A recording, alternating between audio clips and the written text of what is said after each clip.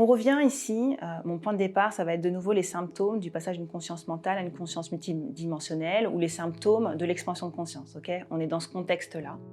Et dans ce contexte-là, il y a quelque chose que j'observe beaucoup chez les personnes que j'accompagne, c'est la difficulté à intégrer des outils préexistants.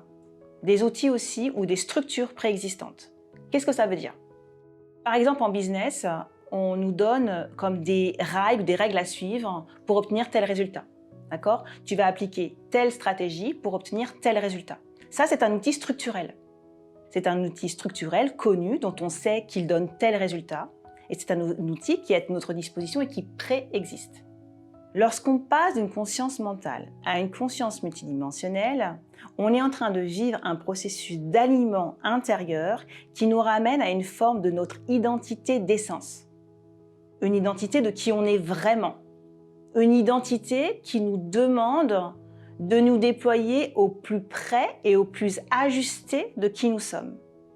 Ça veut dire qu'on ressent le besoin de faire un tri comme drastique pour laisser émerger une voix intérieure qui va nous amener à créer des nouvelles structures.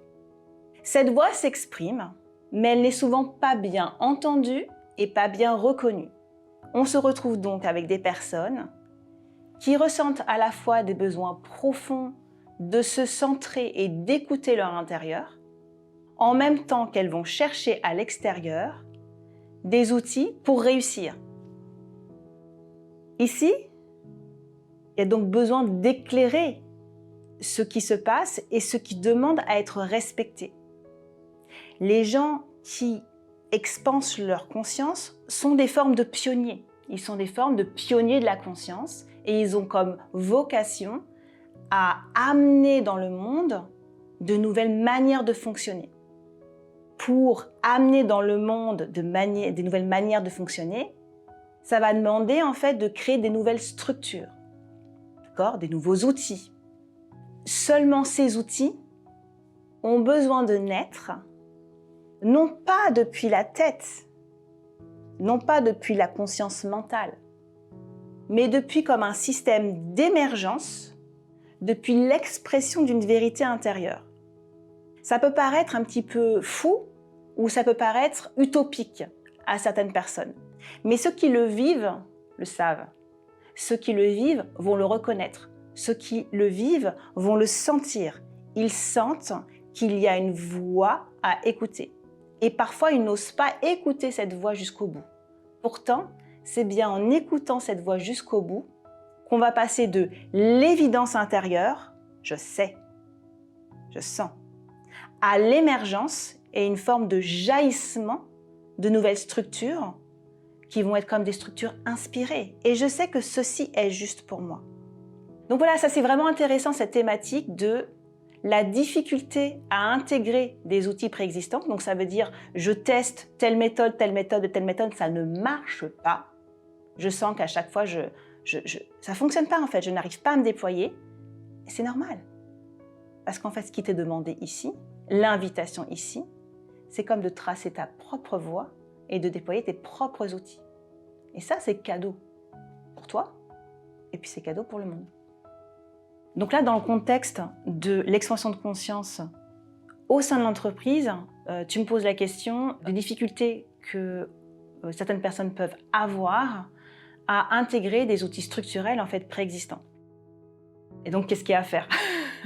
Qu'est-ce qu'il y a à faire? Je dirais que c'est quelque chose à ajuster, hein, parce que ça va se passer de personne à personne. Ça parle du dirigeant, ça parle de chacun. Donc d'abord, chacun va s'occuper de chacun, en premier. C'est-à-dire que soit, si je travaille par exemple dans une entreprise, je regarde quelle latitude de mouvement j'ai, et j'ai aussi à exposer à mon patron ma manière en fait de fonctionner. Proposer. C'est ce qui va créer petit à petit des transitions et des mutations fines de la manière de fonctionner et d'innover en entreprise. Parce que ces nouvelles consciences qui se déploient en fait depuis chaque individu, mais c'est des opportunités extraordinaires d'innovation. C'est-à-dire que les process au sein même des entreprises ont vocation à changer. On a des structures d'entreprise aujourd'hui qui sont beaucoup trop lourdes, qui visait à sécuriser, qui visait à optimiser, qui visait à être efficace. Mais on oublie parfois l'efficacité fulgurante de l'intuition. On oublie parfois cette part-là. Et donc, c'est quelle place les entreprises et les dirigeants, parce que c'est eux qui portent quand même la philosophie de l'entreprise, quelle place on va donner à cette capacité extraordinaire et tout à fait ordinaire de l'individu à venir créer, innover, être investi en fait depuis sa nature et son unicité, à créer pour l'entreprise. Parce que l'individu ici va créer et va contribuer à l'entreprise, va contribuer à la richesse de l'entreprise. Mais là où l'individu sera le meilleur, c'est dans sa zone de génie. C'est dans la zone qui va écouter profondément l'axe de qui il est. Et donc ça parle de rythme. Donc le rythme des salariés, le rythme des collaborateurs. Comment est-ce que je respecte les rythmes de chaque collaborateur pour qu'il il déploie son nectar? Alors comment est-ce que je fais aussi par rapport à mon dirigeant? Il y a tout un tas d'étapes, mais une des grandes étapes va quand même être de se positionner. Savoir aussi poser des oui, savoir poser des non. Savoir aussi, ou apprendre à mettre de la clarté sur nos process et nos propositions. Je fonctionne comme ça pour telle raison. Et ça, c'est un travail personnel. C'est un travail intérieur qui, j'espère, va être de plus en plus encadré, soutenu par l'entreprise, parce qu'elle y gagnera. Tout le monde y gagnera. L'entreprise et les individus dans l'entreprise.